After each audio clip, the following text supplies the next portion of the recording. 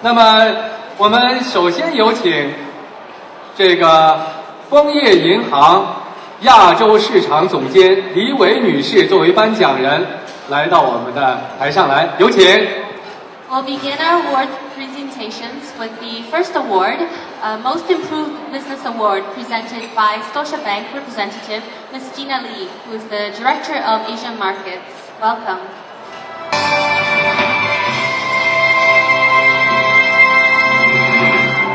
好，那么我们今天的第一个奖项效益提高奖的获奖者是谁呢？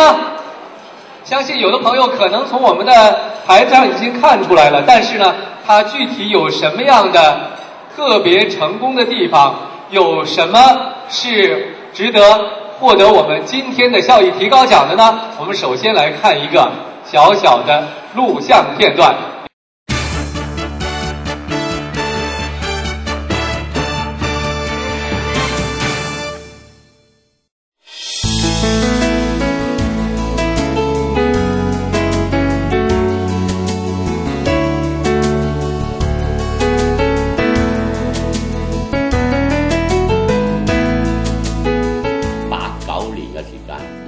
嚟到加拿大，我就唔夠2個月，又開咗間廚具廠喺度。92年咧就係開間石板街。當其時咧，香港係好多移民過嚟多倫多。其實我本身都係香港嘅移民，即係我知道香港人即係叫做嗰個飲食文化係點樣，即係變咗就話當其時開間石板街就係迎合。即係當其喺 Richmond 嚟講，都係大部分都係香港人為主，咁啊變咗就話，即係佢哋嚟新香港人移民嚟嗰班移民，即係個口味啊，大家都覺得啊，同香港一模一樣。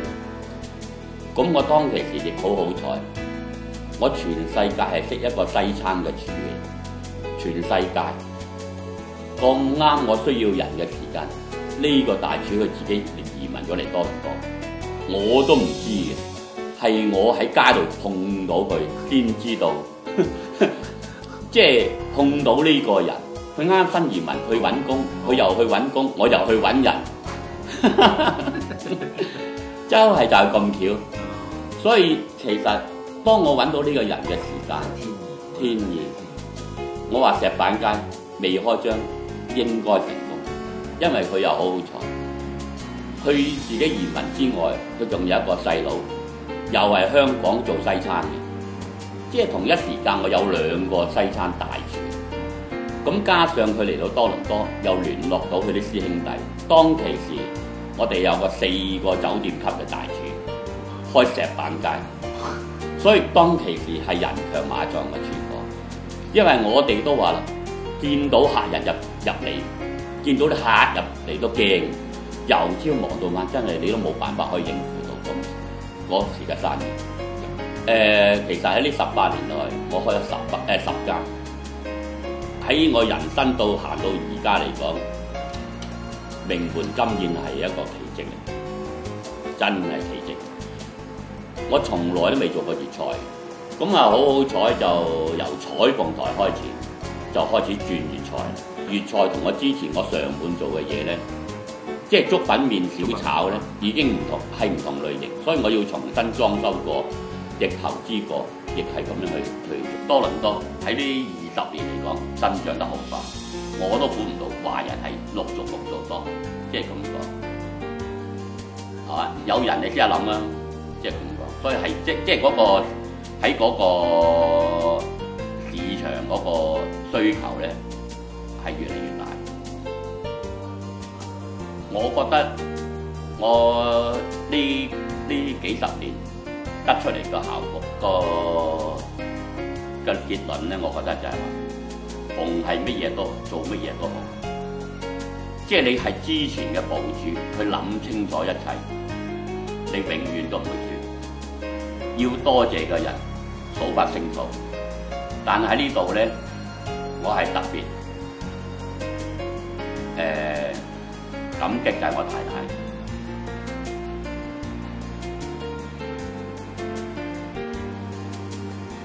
即係喺可能即係我嘅其實事業係我第一生命嚟，所以我喺個途中之中咧，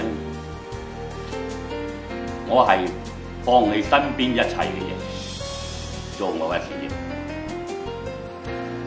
我自己嘅生命都係排第二位。點解咁講咧？我做起嘢上嚟咧，就算我流血，我都唔會停。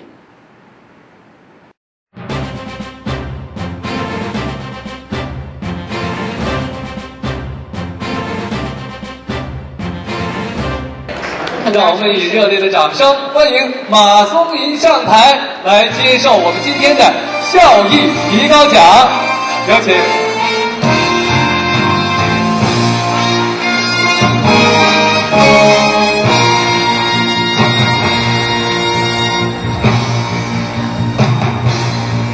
马松吟先生今天上台领奖，穿的紫色的衣服和他的子爵经验的这个名字也是很相配的。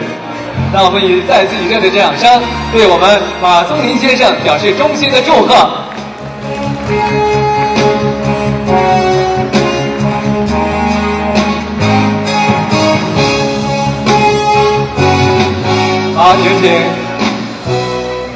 好，有请马松吟先生来发表自己的获奖感言。Ladies and gentlemen， 各位尊敬嘅國會議員、省議員、陳國治廳長、中華人民共和國駐多倫多總領事館駐頭英總領事，各位嘉賓、各位好朋友，今日好開心嚟到加拿大20年，可以攞到呢個獎。雖然今日係我一生人第一次攞呢個獎，喺呢度特別要多謝一路以嚟喺幕後支持我嘅一班好朋友。喺我而家攞咗呢個獎之後，我未來我會繼續發展我嘅事業，